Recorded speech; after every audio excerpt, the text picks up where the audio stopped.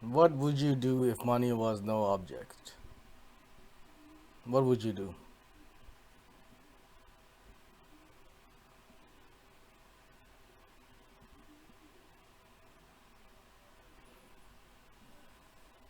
Now that we're quarantined, I mean, even if you love art or reading books, you can only do it for so much unless you're like crazy, obsessive, monomaniac type of Mozart type of prodigies who is obsessive into obsessively do one things. Artists tend to do that as depicted like by Pollock by Ed Harris. That's a good movie.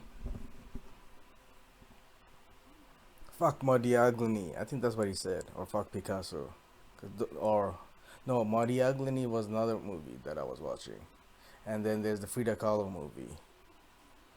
I wonder how many movies I watched related to painting. Well, there was, of course, Ed Harris's Pollock. Modigliani, I didn't finish. Picasso, I don't think there is a good movie on Picasso. Kandinsky, neither. Leonardo Michelangelo. Yeah, there is no good movie on. Okay, Rembrandt's Night Watch, man. But that's still not biography. Okay, Frida Kahlo's movie. Yeah, there haven't been too many biopics on artists. Like, I guess, yeah. I mean, yeah, there haven't been many. Mondrian, mm, or even Dali. Johnny Depp would be a good actor to play Dali. I was watching The Professor. It was okay. I didn't finish it. It's just I wasn't in the mood for it. Finally, today I watched The Mandela Effect. It's pretty trippy. I think it's a very good movie. It's just probably could have been delivered and produced, executed a little bit better. But still, it's much better than the drivel we see in Hollywood nowadays. The mainstream movies, they're like freaking Avengers and whatnot. I hate movies like those. All CGI, and then you have to be DC or Marvel fan, and I mean at least make it so this relatable. That's why Dark Knight was the only exception. No, it wasn't relatable, it was more like realistic, but the rest are like fucking Thor and like Ultron. I think Ultron, I tried to watch the one with James Spader, but I just couldn't get past all this bullshit. These what do you call that? Mesh of not mesh. This what do you call a clunky scrap of metal like a I forgot the story I read. I once plagiarized one story. Roddy Jones. No, Ray Bradbury's. Yeah, Roddy Jones was the textbook we had, and Ray Bradbury was author, and he wrote a book on. I mean, he wrote a story on, kind of like Lost Worldy story on dinosaurs. So, yeah, mesh of sinewy. I slightly remember it. The only reason I remember some of the words is because I plagiarized it in South Africa, and I had to turn in like a essay, like a story or whatever, like creative writing essay or whatever in the last minute, and I just plagiarized the whole goddamn thing, and the guy, the professor didn't even know that it was way back before days of internet and Google. I mean, there was internet, but I mean, not like now. So obviously, it's not like you can just fit it in some kind of not shredder like some scanner and that spits out. And plus, you get my point. It was circa 98, 97, and his name was Professor Slabbert, I think. English professor in Boys High, and he Pretoria Boys High, and he gave me a straight flat out 100. Like he could not believe someone could write something like that, and no one got 100 before in the history of the entire school. But my peers immediately found out that I plagiarized, and they just couldn't believe it. But I'm not sure if and it was right after apartheid, and he was a white guy, like this gentleman, white old gentleman. There's another guy called Yo Slabber from Namibia, I think, who writes on Taoist topics. But anyway, his name was Slabber. I wonder if it's the same guy. Probably not, but that was something of a Taoist thing. But except he got duped, and I mean, I don't say that with pride or smugginess, but with kind of a little bit of, not, I wouldn't say shame, but acceptance that that's what it happened at that time, because wasn't familiar with the concept of pleasurism back then. I was like, what, fucking 15 or something, and we didn't have that idea. So I thought it would be a good prank, a joke to play.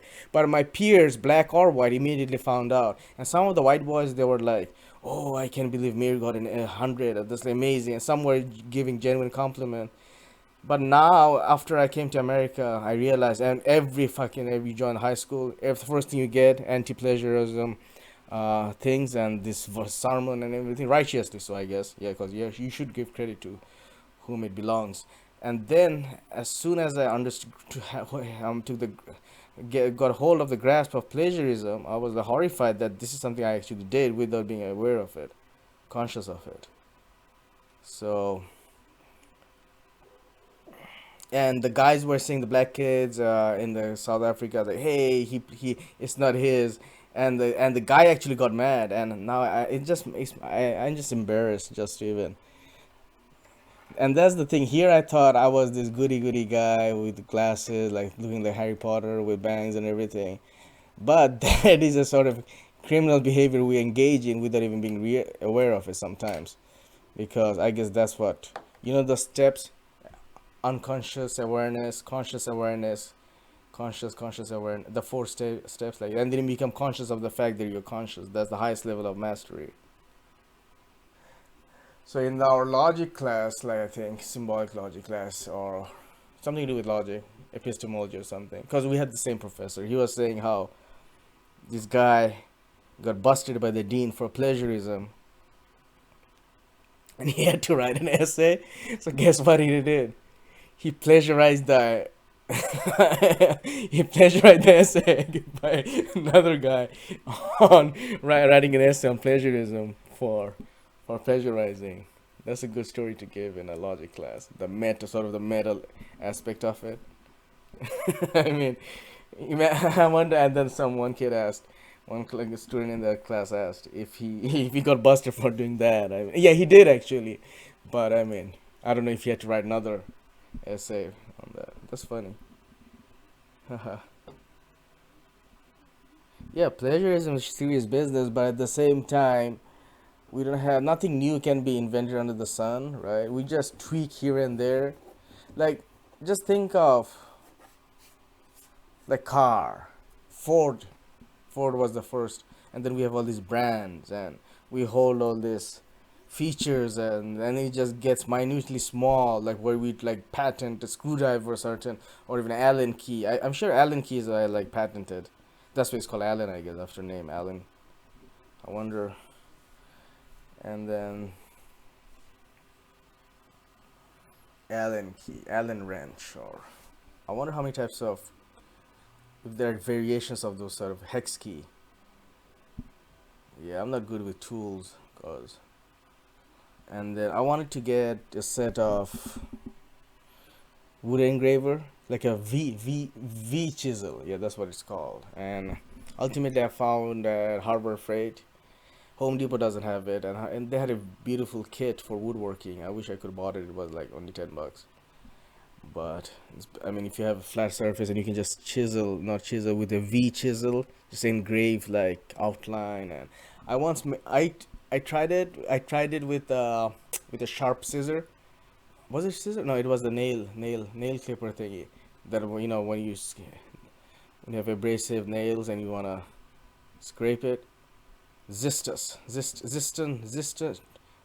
means scraping instrument. Yeah, I was memorizing the X of Oxford English Dictionary, so that's why I know that. I think I'll give up on that. I'm pretty sure I will give up on it.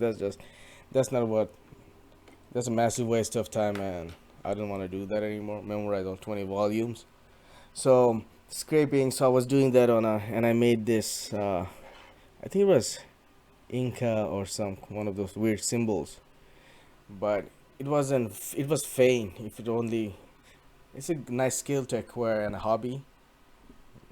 Chiseling, wood engraving, and I think it's a very. That's what a I would love to do if it was the whole shit wasn't going on outside. Just buy some. I can still do that, but I don't know. I want to go outside, I guess. It's not worth it right now.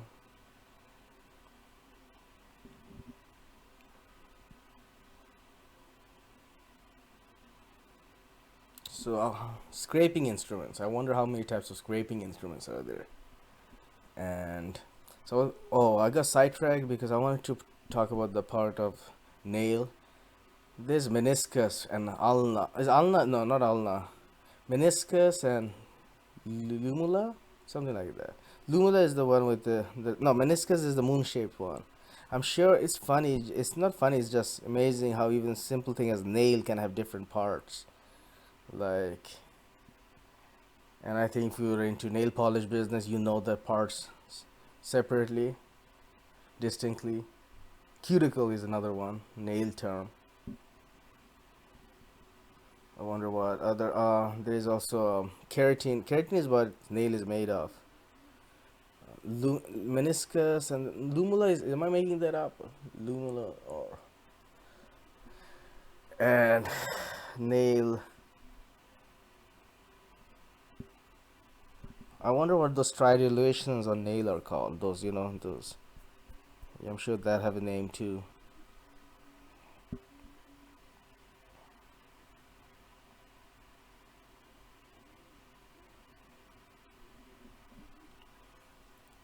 Paladin. Who are the paladins? 12 paladins.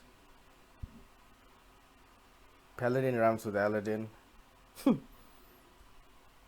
What else rhymes with Aladdin? Paladin, Aladdin, Saladin, and then you can tweak it. Dandelion, vinylin, final, in. No, and then it just goes crazy. What if you take? What would be like to rhyme two words that cannot be rhymed? Like, I don't know. Okay, for instance, paladin with zebra. That I don't think you can force these two words to rhyme. Paladin, like zebra. No, it's just completely off.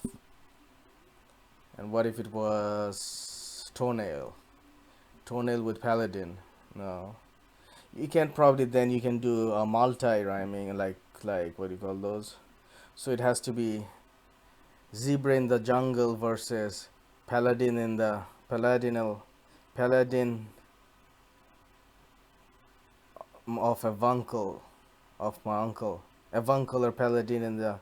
No, I don't know what I'm talking about. But I'm just wondering, like, which words can be like how much, and that's I think the genius with genius is lies with the rappers like Locksmith. That's a new guy I found out.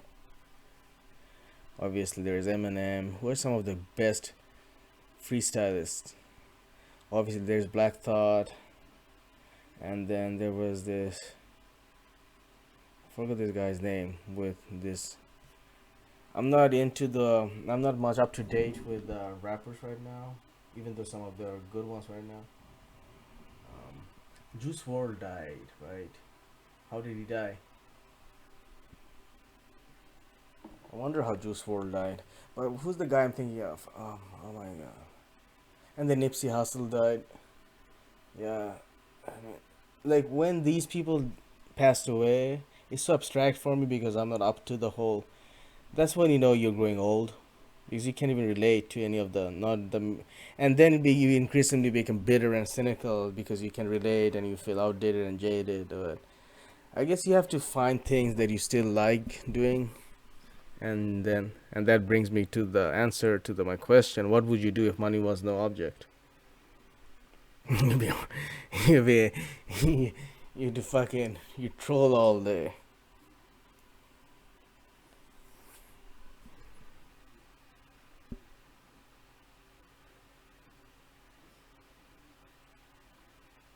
You'd be watching fucking.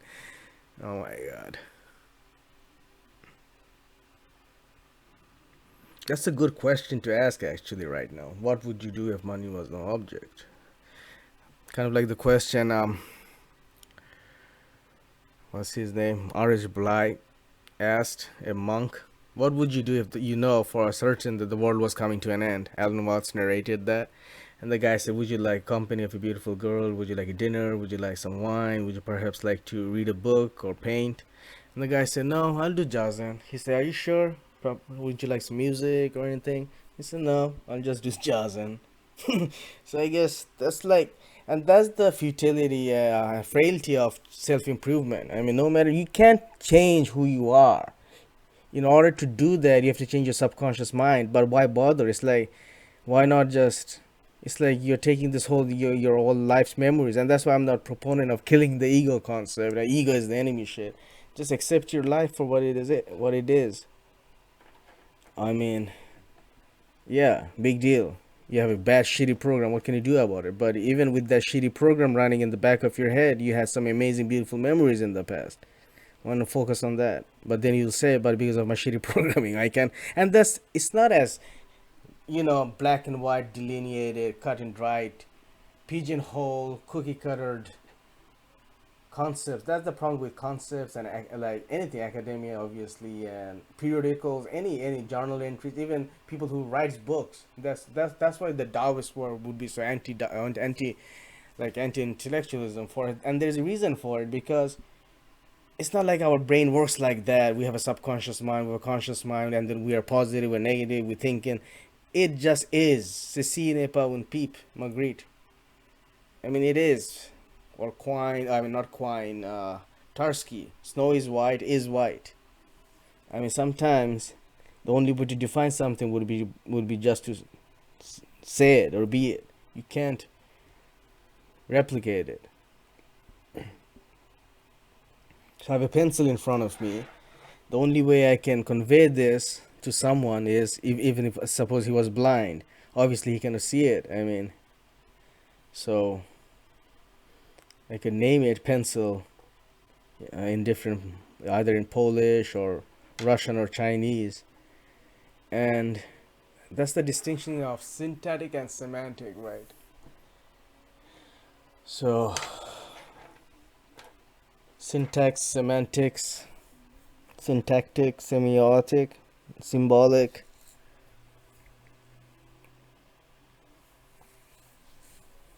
Actually, sometimes, even though I have this scorn for the formal education, academia, and the books that have been published on logic, mathematics, literature, because you realize how bullshit it is, because it's all man-made.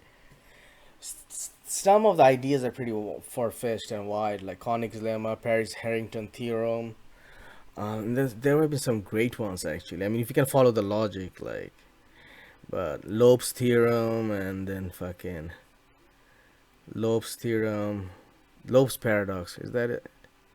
Yeah, there is this liar's paradox. Then the numbers, Aleph Null. I mean, one of my favorite. It's actually, and the reason why I have this scorn for it is because the way they have been presented. My favorite book, one of my favorite book, would have been Kastner's Mathematics and Imagination, with the Aleph Null's character on the front cover. And Mathematics and Imagination is probably one of the most brilliant book I've ever read in my life, because you don't, who equates. I mean, now I'm aware of it, that you need certain imagination in it, but who equates imagination with mathematics? So Aleph Null, like how the numbers behave after you reach past Aleph Null, Aleph 1, and the Cantor diagonalization, that's like a whole new ball field. Like Mahler's consistency, Kuhnen inconsistency, and like the staircase. Remember the Wikipedia? There was this staircase of numbers. Some guy came up with the page where you can just go to the staircase, Cantor, and it's mind-bogglingly complex, like, because it stretches your imagination. I mean, Hofstadter's book, diagonalization and godalization, self-reference, like Smarndash primes. That's an interesting field to study actually for anyone who's involved in primes. Like, can Smarndash within primes or Smarndash primes actually represent itself? It's not. It can't. But can you conceptualize this? That's the most brilliant question. I mean, not brilliant, like a better question. And some brilliant guy will probably find out if you can conceptualize. And that's the beauty of mathematics, the real mathematics, the pure logical, the metalogical, like Hilbert type. Uh, mm, like, what would you, how to conceptualize things like that, which is not even conceptualizable.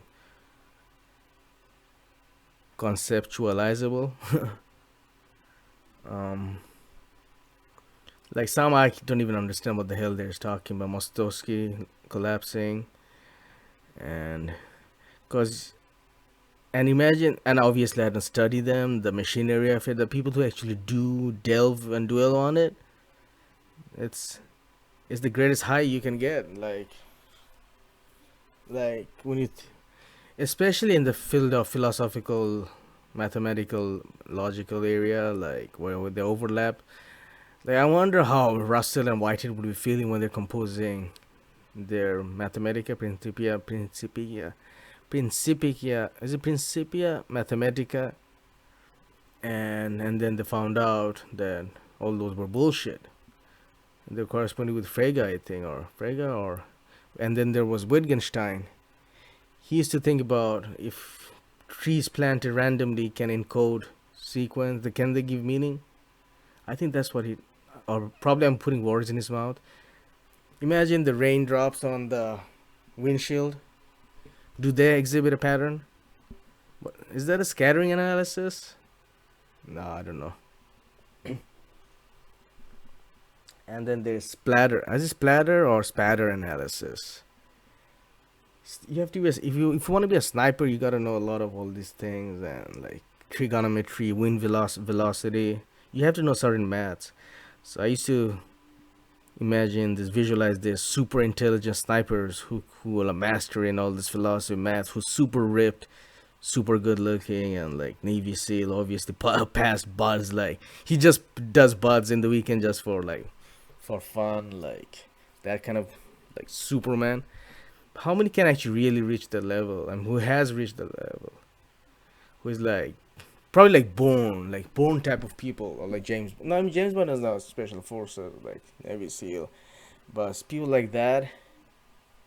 But in real life, I hardly know. Like you can't be a guy like that. Who's like who has this limitless mentality and. But Navy SEALs, if they do keto, they can probably reach that level. High performers like LeBron, I guess they're automatically they have in like internalized it, and it's natural to them to be in that sort of alpha male, super conscious state where like the way they look, to talk, act is just super perfect. That's a good state to be in. Like if they were, I guess I bet if LeBron wanted to learn how to solve Rubik's cube blindfolded under 2 minutes, he just because that's the meta. He just pick it up. He just spend like fucking 4 hours, and he just like Jordan. Those guys, they were like beasts. Like they'll just focus, and that's the beauty. Even Olympic athletes, like they would they can channel laser right through Tony Robbins, these people, because they master the meta aspect of it, where they know if you they focus and they'll get anything done no matter what. And because David Blaine, like these people, I bet David Blaine can actually pass buds because of the process he learned from holding breath underwater. Yesterday they showed it special. It kind of felt flat and short because it was one routine, except for Dessa Blaine. Yeah, I mean that was magical. That was really beautiful. And the Bard part, where the Bard would pick up a card, chosen force card. That was the good only new aspect of the routine. Otherwise, the rest were just, and he was regurgitating it, and I know, and I can appreciate the what he's doing because people would love to get amazed, right? I mean, get the minds blown right now. But to be honest, it wasn't. It wasn't. It was just one routine done over and over again, the watch routine. But still, so as I was saying, these people could crack the whole meta, and that's why they say the people who passes Navy SEAL, Like they can. The guy was saying like, if I want to know everything about everything, not everything, then not everything about everything. If I want to know everything about this certain subject in 8 hours, and wake up tomorrow at 8 o'clock, by 8 o'clock in the morning, they would actually get it done, because they can. And the only way they went to that stage is because of the meta learning stage, is because of hard work, perseverance, dedication, focus, and embracing the suck and the grit, nail, like growth mentality, and just doing the shitty work that no one would do. Because I was listening to this Olympian, the swimmer, who Surrey, I mean Tony Robbins podcast, and how they would literally do impossible every day, like fucking do like Iron Man shit every day. And now for her, I guess things like solving a Rubik's cube or becoming a grandmaster in chess is nothing for them, and because they know they have mastered the meta aspect of it. So, and I guess even just by talking about this, I'm getting goosebumps, because that is something I can actually probably take to heart, because. And then Duncan Russell and Joe Rogan was saying, like, even if you do something simple like draw a circle over and over and over again, that will seep into other areas of your life, where you'll know, like, with some other things get better. Like if you're cutting nails, probably that would become you'll become more. You can apply the same. That's why the story goes, the samurai, like how. And I will end on that note. This homeboy, samurai, uh, samurai was the crossed some other guy, and he challenged him next day in a duel, and he said, "I'm gonna fuck you up." And the guy went to he was a tea, and then he was basically a tea master, and so a tea master crossed some like arced some samurai off, ticked him off, and then he had to pay for his life. And then the real samurai came, and as the guy was the tea ceremony master told him that, hey dude, this is what happened, tomorrow I'm gonna get my head chopped up, so what should I do? And then the guy said, okay, let's have a tea first. And the master, he prepared the tea in such a way, into such utter perfection, that the guy was just delighted and blown. And he was like, because he was so calm and precise. And he said, when you go and hold the bokken or the sword, and the bokken is a wooden sword, the real sword, pretend that you are doing your tea ceremony and be in that state, that zen state, in that space. And he was there, and he did that. And the guy thought, oh shit, this guy fucking knows someone. The samurai thought, because he saw the intense look on his face. And that's the ultimate essence of martial arts, whether it be Aikido. Aikido gets shitted on like nothing, but that's the point of Aikido, you morons, you fucking UFC meatheads. Because it's not about fighting, it's about going into the space where even just by the look of yourself, people will be like, oh shit, this guy's not to fuck with. And most morons who are this young adrenaline fueled, these gym rats, this creatinine siphoning into the pumping in their adrenaline filled fucking veins. These morons, this fucking steroided up natty morons don't get is Aikido. That's not what it's about. I used to do Aikido, and I did Kali for a while. Kali is the one that I fell in love with. Fell and fencing, I did Krav Maga, a little fencing for a month, Krav Maga for a month, uh, Aikido for a year, I think year, even Filipino martial for a year and a half, Muay Thai for 6 months, karate when I was young. So, but Aikido it's okay.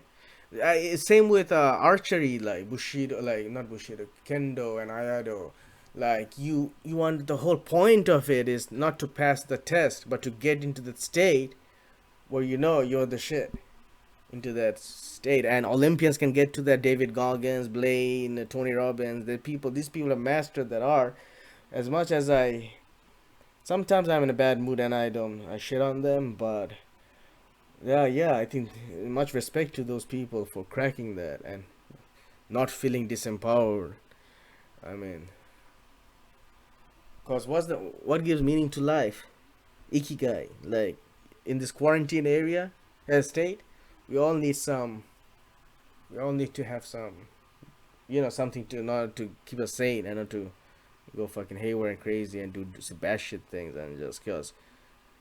So those are some ideas and tips and ramblings, musings, probably for you to decide what to do nowadays, now that we are stuck globally.